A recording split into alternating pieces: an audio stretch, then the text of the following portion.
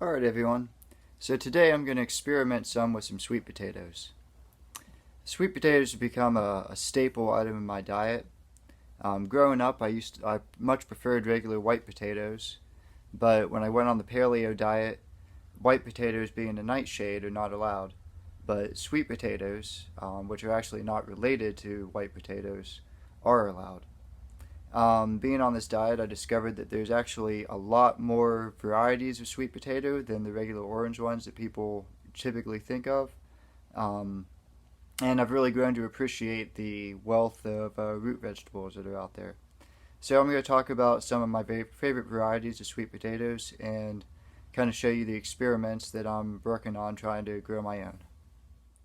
Okay, so here you can see a few different varieties of sweet potato and some of the past experiments that I've tried. So this is just a regular orange sweet potato that you typically think of when you say sweet potato. This is what I'm going to try to use as a starter for the sweet potatoes I'm going to start today. Now here are some other varieties. Now technically maybe these aren't all, especially the name might not be a sweet potato, but it is a related root vegetable. So this one is a batata. This is one of my favorite varieties of sweet potato. It's got white flesh.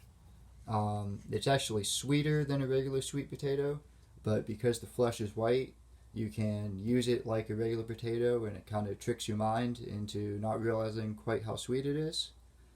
So this is one that I really like to use. To be honest, I don't actually remember what variety this one is, but it's another white fleshed sweet potato. I think I've tried this variety in the past, but I mean, being a white fleshed sweet potato, I'm sure that I'll enjoy it. There's also Jersey white sweet potatoes, which are typically smaller. They're shaped more like a regular sweet potato, but they're a little bit smaller. Once again, they have white flesh. I do really like those, although those are one of the more expensive varieties. They're typically about twice as much as batata. There's also yucca, which is one of my favorites.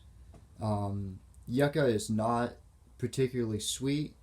I'll slice it very thinly and then fry it up either as chips, or I'll fry it in a breakfast hash with bacon and eggs.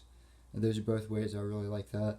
Unfortunately, the last time we were at the store, they didn't have any yucca, so I can't show that to you right now. Now, there's also this name. Name is one that's pretty new to me. First tried it a couple months ago, and then I was able to get some the last time we were at the store. This one, I mean, you can see it's very much looks like a root. I've seen these that are, massive, where it looked like the whole root was probably the size of the table and they had chopped off sections and had it for sale. This is pretty interesting. It has a pretty bland flavor, but it is a nice substitute for white potatoes. It does have white flesh. The skin is pretty hard and woody, and it's very I don't want to say sticky, but it's got a very moist, kind of odd texture once you peel it. So that can be kind of interesting to work with, a little bit unpleasant, but I mean it is. I enjoy using it. Now this one, as you can see, it's a product of Costa Rica. It grows in West Africa, in the Caribbean. Basically, this one can't grow this up here in Northwest Pennsylvania, so that's unfortunate. And the same with yucca. Yucca is a tropical plant, so I can't grow that up here. The batata, I should be able to grow up here. I'm not 100% sure. However, I'm not positive if this one is organic or not, so I'm going to see if I can source some organic batata and try to grow with that. So I'm not going to try to start this one as a starter today. Now, the reason I need organic, this was news to me, something I just discovered today, is they typically coat non-organic sweet potatoes in something that'll keep them from sprouting. And since what I'm trying to do today is get them to sprout, therefore I need organic. So luckily this is an organic sweet potato that I was able to get at Sam's Club, and I'm going to try to get a few different varieties of white sweet potatoes, of organic white sweet potatoes at Whole Foods soon, and I'll try to start growing those as well.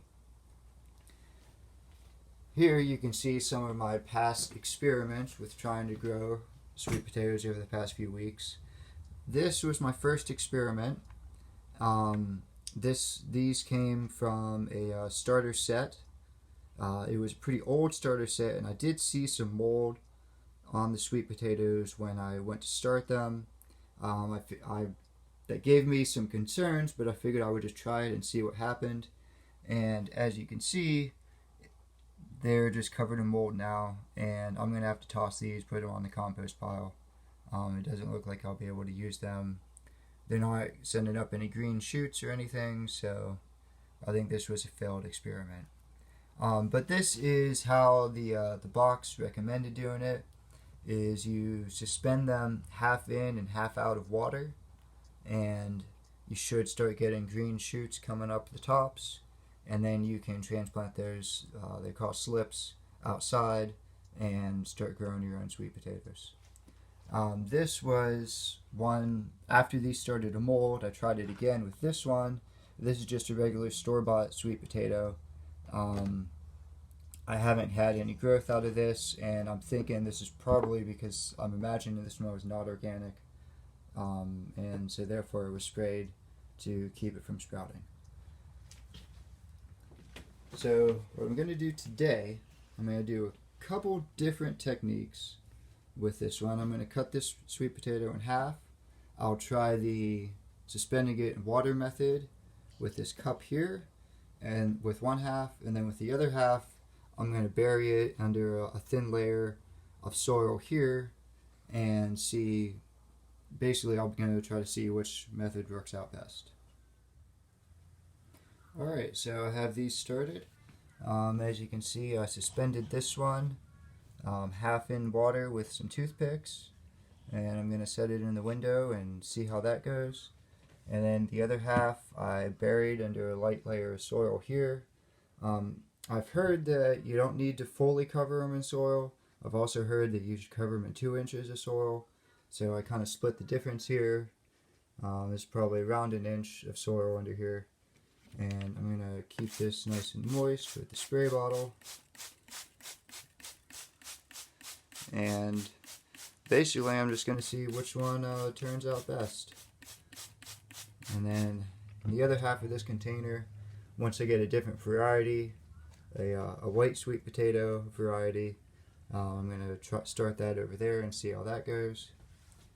Hopefully I can get some good sweet potatoes growing this year, because, well, like I said, sweet potatoes are a staple in my diet, and I'm trying to produce as much of my own food as possible. So, thanks for checking out the video. If you liked it or you learned something, please remember to like, share, and subscribe. Until next time.